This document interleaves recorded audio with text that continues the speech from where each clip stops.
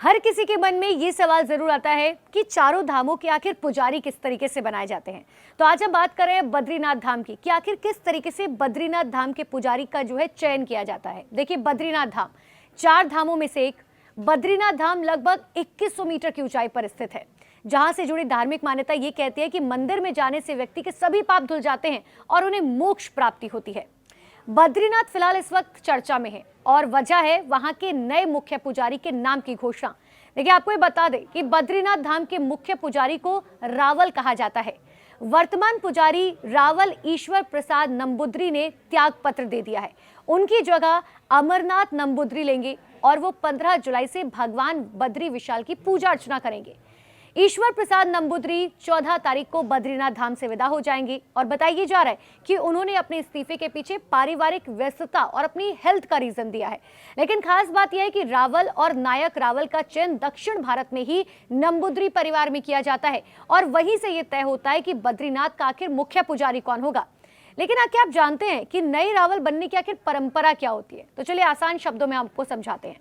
देखिए, बद्रीनाथ धाम के पूर्व धर्म अधिकारी भुवन चंद्र उनियाल ने यह बताया कि बद्रीनाथ धाम में नए रावल बनने की परंपरा सालों से चलती आ रही है। उन्होंने बताया कि साल 1987 में मेरे द्वारा रावल का तिल पात्र किया गया था। उन्होंने ये भी बताया कि नए रावल बनने के लिए योग्य व्यक्ति का मुंडन संस्कार तिल पात्र किया जाता है। साथ ही पंच तीर्थ का भ्रमण कराया जाता है, यानी कि पांचों तीर्थों का भ्रमण कराया जाता है।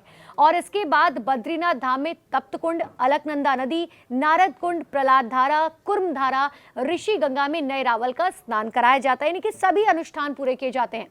आपको ये बता दें कि बद्रीनाथ धाम के कपाट 12 मई को खोले गए थे और इसके कपाट 9 नवंबर को बंद होंगे, यानी कि अभी भी खुले हुए हैं। अगर आप जाना चाहें तो जा सकते हैं।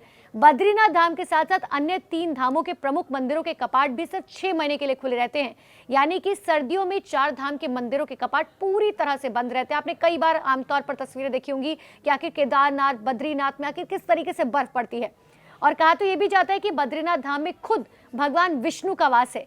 देखिए, बद्रीनाथ धाम जो है उत्तराखंड के चमोली जिले के अलकनंदा नदी के किनारे बसा हुआ है और यहाँ पर फिलहाल अलकनंदा नदी का जो स्तर है वो बहुत ज्यादा बढ़ चुका है।